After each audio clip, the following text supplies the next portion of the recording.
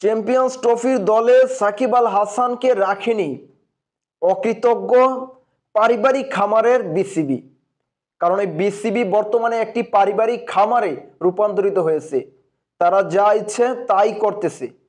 যে সাকিব আল হাসানের জন্য আজকে যে আপনারা চ্যাম্পিয়ন্স ট্রফির দল ঘোষণা করেছেন, সেই চ্যাম্পিয়ন্স ট্রফির সুযোগ পাওয়ার জন্য শ্রীলঙ্কার বিপক্ষে 2023 সালের ওয়ার্ল্ড কাপে ম্যাচটা জেতা একেবারেই জরুরি ছিল। যদি সেই শ্রীলঙ্কার বিপক্ষে সেদিনে ম্যাচটা হেরে যেত, তাহলে আজকে এই চ্যাম্পিয়ন্স ট্রফিতে বসে বসে দল ঘোষণা আপনারা করতে পারতেন না, সাকিব আল হাসানকে বাদ দিতে পারতেন না। কারণ সেই সাকিব আল হাসান শ্রীলঙ্কার বিপক্ষে ম্যাচ জয়ী ইনিংস খেলেছে, 82 রানের একটা ইনিংস খেলেছে এবং ম্যাচকে জিতিয়েছেন Shakib Al Hasan, man of the ম্যাচও হয়েছেন সাকিব আল হাসান। যার কারণে আজকে এই চ্যাম্পিয়ন্স ট্রফির স্বপ্ন দেখেছেন এবং স্বপ্নটা বাস্তবে রূপান্তরিত হচ্ছে, কিন্তু সেই চ্যাম্পিয়ন্স ট্রফির দলে সাকিব আল হাসান নেই। কারণ হিসেবে বর্তমান নির্বাচক লিপু তিনি জানিয়েছেন যাদেরকে নেওয়া হয়েছে তারা নাকি সাকিব আল হাসানের থেকে ফর্মে রয়েছে।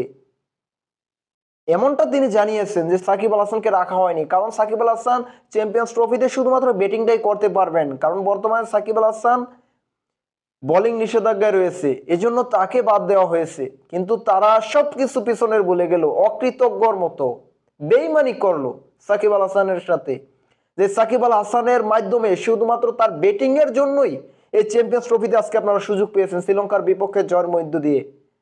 যে সাকিব আল হাসানের 2019 সালের ওয়ার্ল্ড কাপের কথা ভুলে গেলেন। 600+ রান সাকিব আল হাসানের। আমি চ্যালেঞ্জ দিয়ে বলতে পারি, বাংলাদেশ আমি আমার জীবদ্দশায় দেখে যেতে পারবো কিনা সেটা জানি না, যদি কেউ করতে পারে সেদিন আমি আর এই ক্রিকেট নিয়ে কখনো কথা বলবো না, আর কিছু আমার বলারও সেদিন থাকবে না। এরকম দিন হয়তো বা কখনো আসবে না যে এমন কোন ক্রিকেটার বাংলাদেশের কোন বিশ্বকাপে 8টি ম্যাচ খেলেই 600+ রান করতে পারবে, এরকম কেউ করতে পারে না। দ্বিতীয় সর্বোচ্চ যিনি রান করেছেন তিনি মুশফিকুর রহিম, 357 না 67 রান যেন করেছেন এই মুশফিকুর রহিম একটা আসরে বিশ্বকাপের। সেখানে সাকিব আল হাসানের রান 600, যেখানে সারা বিশ্বের যদি প্লেয়ারদের কথা বলি এই ওডিআই বিশ্বকাপে বা ওডিআই ফরম্যাটে, তাহলে সেখানে সাকিব আল হাসান রয়েছে 5 নম্বরে রানের দিক থেকে। এক আসরে সর্বোচ্চ রানের দিক থেকে সাকিব আল হাসান 5 নম্বরে রয়েছে। আমি আজকে তার বোলিং নিয়ে কোনো কথা বলবো না, কারণ সাকিব আল হাসানকে যেহেতু বোলিং এ নিষিদ্ধ সাকিব আল হাসান, তার ব্যাটিং বিবেচনায় তাকে চ্যাম্পিয়ন্স ট্রফির দলে রাখা হয়নি, এজন্য আমি ব্যাটিং নিয়েই কথা বলবো। এই সাকিব আল হাসান বিশ্বকাপের কথা যদি বলি, কারণ ওডিআই বিশ্বকাপ হবে, ওডিআই চ্যাম্পিয়ন্স ট্রফিটা ওডিআই ফরম্যাটে হবে। এই ওডিআই বিশ্বকাপে সাকিব আল হাসানের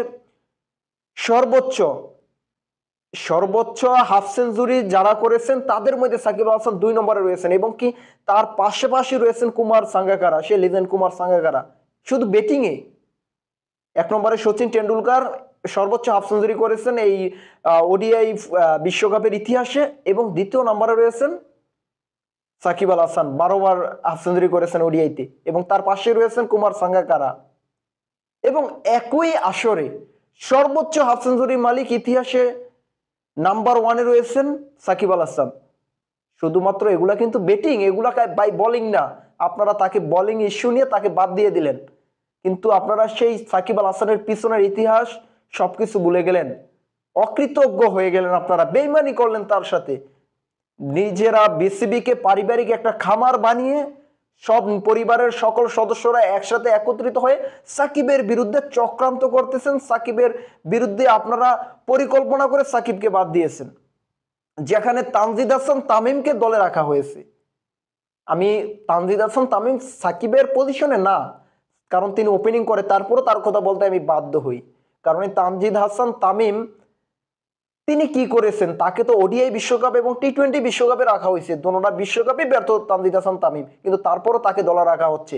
বিসিবিটা কি তার আত্মীয় স্বজন নাকি তার পরিচিত কেউ কারো সম্পত্তি হয়ে গেছে যে তাকে রাখতে হবে? লিটন দাসকে বাদ দিয়েছেন, ভালো কথা, কারণ লিটন দাস বর্তমানে ফর্মহীনতায় রয়েছে, তাকে বাদ দিতে পারেন, কিন্তু সাকিব আল হাসানকে বাদ দেওয়াটা এটা মোটেও কাম্য ছিল না। যেখানে তামিম ইকবাল দলে খেলবে না, তাকে মনে হচ্ছে যে পা ধরে আনতেছে। কেন ভাই তাকে পা ধরে আনতে হবে? যে দলে খেলার জন্য ইচ্ছা পোষণ করেছে সাকিব আল হাসান, চ্যাম্পিয়ন্স ট্রফিতে খেলার জন্য তিনি অপশন নেয়নি, এই কথাটা সাকিব আল হাসান নিজে মুখ খুলে বলেছে যে আমি তো চ্যাম্পিয়ন্স ট্রফির খেলার জন্য বসে আছি। কিন্তু সেই সাকিব আল হাসানকে আপনারা বাদ দিয়ে দিলেন, দলে রাখলেন না। তার এই দুঃসময়ে, তার যে বর্তমানে বোলিং নিষিদ্ধ বা বোলিং এর জন্য ত্রুটি রয়েছে বোলিং এ, সেই সময় আপনারা সাকিব আল হাসানকে ব্যাটিং এর জন্য তাকে নিবেন না, এরকম একটা পরিস্থিতি আপনারা সৃষ্টি করলেন। খুব কষ্ট লাগে নিজের থেকে যে এই ক্রিকেট, একজন ক্রিকেট ফ্যান হয়ে এরকম একটা সময় দেখতে হবে যে সাকিবের জন্য আমরা আজকে চ্যাম্পিয়ন্স ট্রফিতে সুযোগ পেয়েছি, সেই সাকিব আজকে চ্যাম্পিয়ন্স ট্রফিতে খেলতে পারবে না। আর ওডিআই ফরম্যাটে যেহেতু চ্যাম্পিয়ন্স ট্রফিটা হবে, ওই সাকিবের থেকে ভালো পজিশনে সব ফর্মে মানে সকল ম্যাচ মিলে আপনার চ্যাম্পিয়ন্স ট্রফি, ওডিআই বিশ্বকাপ, ওডিআই নর্মাল ফরম্যাট, একেবারে ইন্টারন্যাশনাল সকল ম্যাচ মিলে ওডিআই ফরম্যাটের কথা যদি বলি, তাহলে সাকিবের থেকে ভালো কে পারফরমেন্স করেছে, স্ট্রাইক রেট, এভারেজ, কোন দিক থেকে সাকিব আল হাসান খারাপ পজিশনে রয়েছে, আপনি ব্যাটিং হিসাবে কেন সাকিব আল হাসানকে নেবেন না? কিন্তু এই যুক্তি বা এই কথা এখন বর্তমানে কেউ বলবে না, কারণ বিসিবিটা একটা দলের নিয়ন্ত্রিত অবস্থানে চলে গেছে, একটা পারিবারিক খামার হয়ে দাঁড়িয়েছে, তারা যা ইচ্ছা তাই করতেছে, শুধু আমরা দর্শক হয়ে দেখতেছি।